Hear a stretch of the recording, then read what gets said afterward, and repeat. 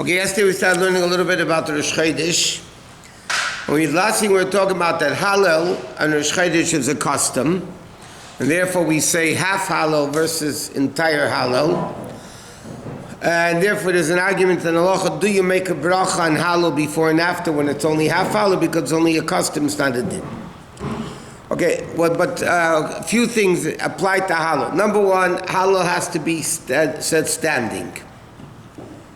Hallel, you have to say standing, you can't say. I'm not talking, God forbid, a person is confined to a wheelchair, whatever. But Hallel has to be said standing.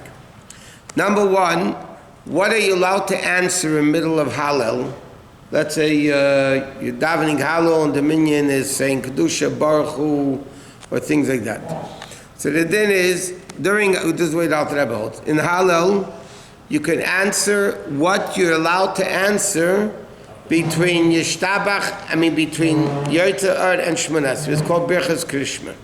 Whatever you're allowed to answer in Birchas Krishma, you're allowed to answer in Hallel. For instance, you can answer Amen Yehishmer Rabba. You can answer Amen V'Akel HaKodesh and Shema Koleinu. You're allowed to answer Birchas HaTorah.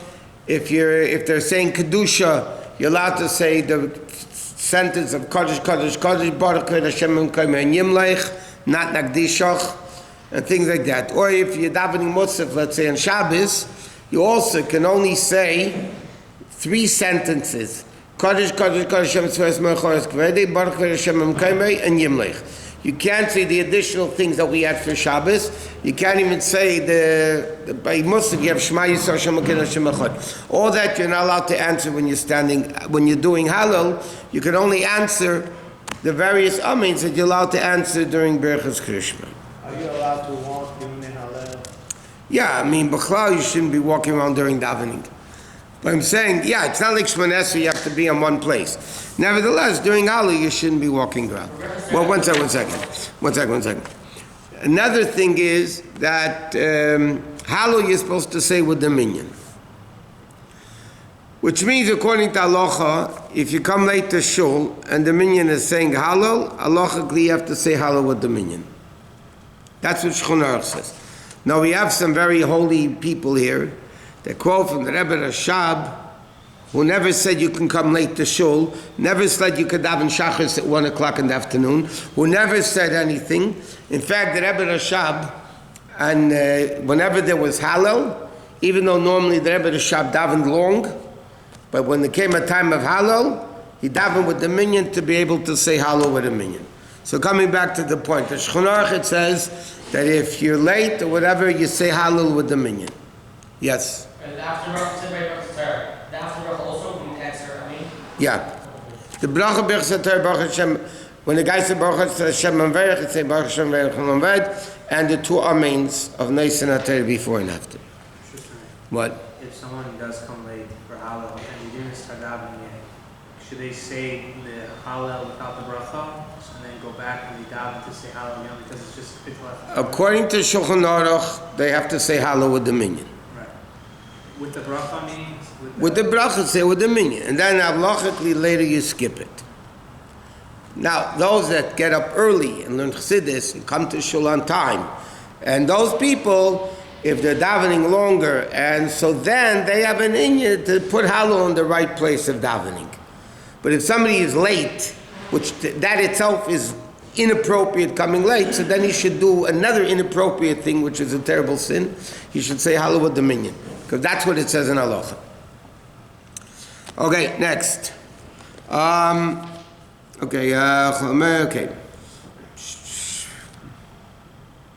Okay, after you say Hallel, then you say Kaddish Teskabel, and you say the Yemen, Baruch Nafshi, and then you have 4 aliyahs. Okay, you take out Sefer Torah, Rosh Chodesh, there's 4 aliyahs. Why is it 4 aliyahs when during the week, Monday and Thursday, there's 3 aliyahs? Because, like we learned, as the days become holier, you add more aliyahs. During Monday and Thursday, it's 3. Rosh Chodesh Chol Hamoed is 4. Yom Tov is 5. Yom Kippur is 6. Shabbos is 7. So as you go ascending orders, so there's more aliyahs.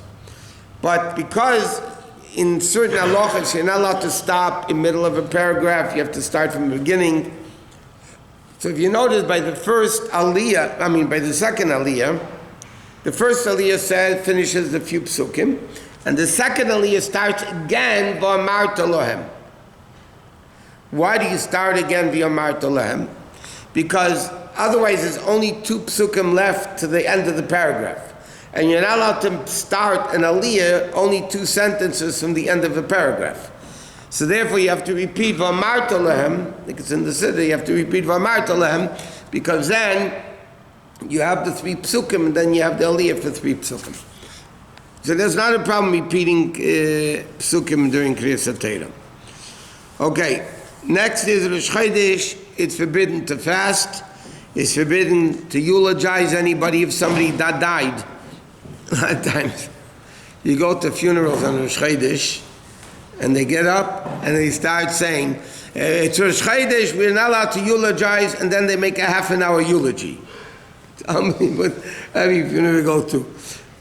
So sometimes a rabbi will get up and says, you're not allowed to eulogize, so we're going to say a kapitel tilim, and we're not going to eulogize. Most people, they get up and say, you're not allowed to eulogize on Rosh Chodesh, and then they give a whole eulogy. But Rosh Chodesh is a holy day, so it's forbidden to give eulogies. You're not allowed to fast. Under any circumstance, you're not allowed to fast on Rosh Chodesh. Okay, that's the dinim of Rosh Chodesh, and we learned already about doing malacha and all that stuff. Okay, then part of this din is the dinim of Kiddush Levana. Now Jews have to sanctify the moon every month. And we were explaining yesterday that Jews go according to the moon. So Daimim Levana, Mainim Levana, Jews count according to the lunar calendar. We're likened to the moon, the ups and downs of the Jewish people. So therefore, because the Jews are connected to the moon, so therefore we do Kiddush HaChodesh once a month. Now, according to Halacha, you're not allowed to do it before 3 days from the birth of the moon. In other words, like this. You have, when they bench Rosh Chodesh and Shabbos Mevarchim, yeah? So they call out the Moilid, which is the birth of the moon, will be on this and this and this day. And it says in the Siddur, in Shulchan Aruch, it's appropriate to know when the birth of the moon is.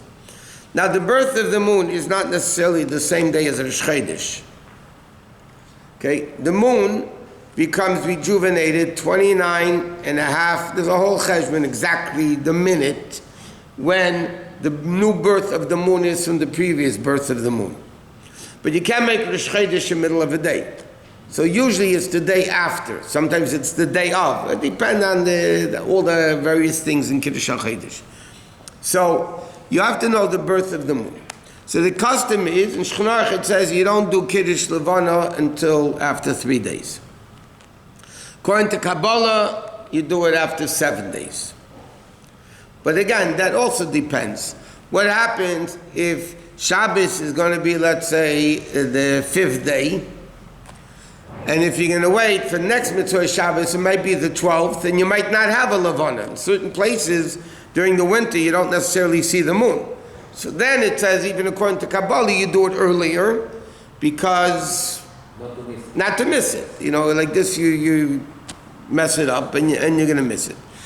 So you do Kiddush Levana after 3 days, or at least, or preferably, even in Shulchan Aruch and Kitzur, it says also, you should do it preferably, let's see. Yeah, some people wait for 7 days. Now, why do we do Kiddush Levana Saturday night? Because it says in Halacha, because it's a thing that comes once a month, so you want to be dressed up properly for it. You want to be dressed in proper clothing. That's the reason why, by the way, why it's done. There's that reason and another reason, because usually Mitzvah Shabbos and Shul, you have more people.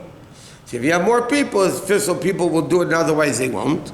But the main reason is because, like it says here, when you dress nicely, because it's appropriate to do Kiddush Levana wearing nice clothing. So if you end up doing Kiddush Levana in the middle of the week, should you change Shabbos? People don't. They don't put on the Kiddush. Wear every day nice clothes. No, it's a mitzvah min habucha. We don't. The Rebbe didn't change into Bigdei Shabbos when they did Kiddush Levana in the week. I mean, even before the Rebbe wore silk every day. The Rebbe didn't put on B'gdei Shabbos for Kiddush Levana. Yeah. That's a different thing. Even for Havdalah and Kiddush Levana, you're supposed to wash your negelas, so you rinse your mouth, change your shoes. But Poskim already discussed that because the practicality of it is impractical, so you do it as is, and then you do everything later. Okay, what?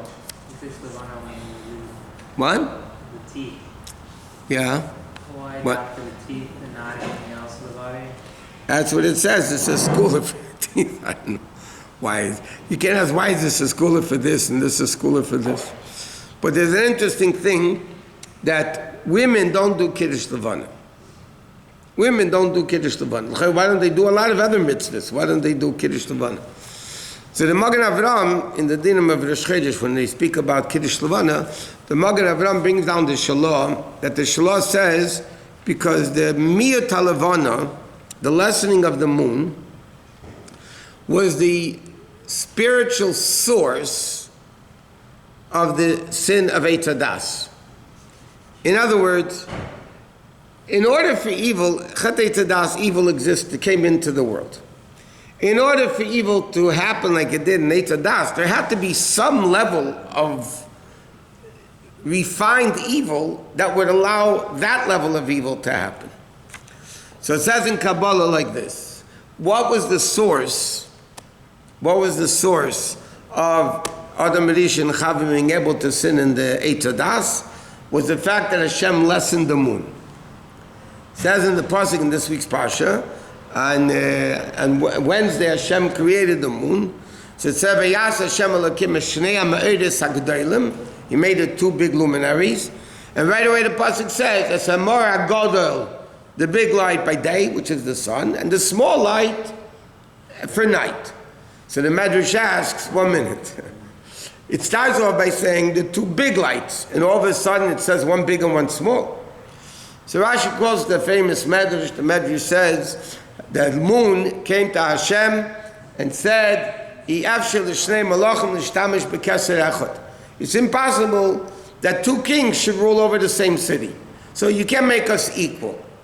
So Hashem said to the moon, the Medrash says, no problem, now you're small. You came up with the idea, we're making you small. So the pasuk starts, Hashem made the two big lights, the moon and the sun were equal. The moon complained, Hashem shrunk the moon.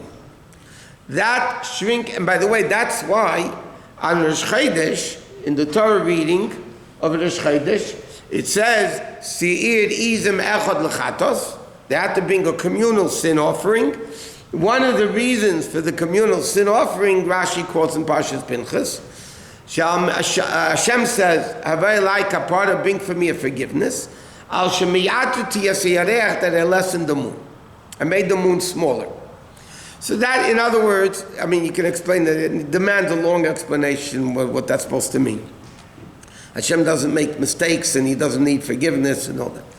But, so it says in Kabbalah that the lessening of the moon was the source that caused the Eitz Hadas to happen. What caused the Miyat HaYerech to happen? So that's symptom Rishon. So it's like Kabbalah, the first symptom, that was the evil into the world in a very refined level that allowed the moon to be lessened. The moon to be lessened was the source of Chet Eitz Hadas. So because the woman was the one that caused the Eitz Hadas to happen, which came about because of the Miyat HaYerech, so therefore it says in Shalom, women don't do Kiddush Levana. Even though normally you can do a lot of mitzvahs, but Kiddush Levana, the Shalom Kodesh writes that women don't do Kiddush Levana. That's why many women don't do Ber Me'esh for the same reason. Because the first Shabbos was 36 hours of light. Then because Shabbos wasn't touched by the Eitz Hadas. After Shabbos, because of the Eitz Hadas, it became dark. So again, because women cause the Eitz Hadas, so that's one of the reasons it's brought down in Poskim that many women have a custom they don't. Some women do, some women don't. There is no official Chabad meaning about it, but most Chabad women don't do it. If they do, they didn't commit a sin. No. No, should be the worst sin any of us do.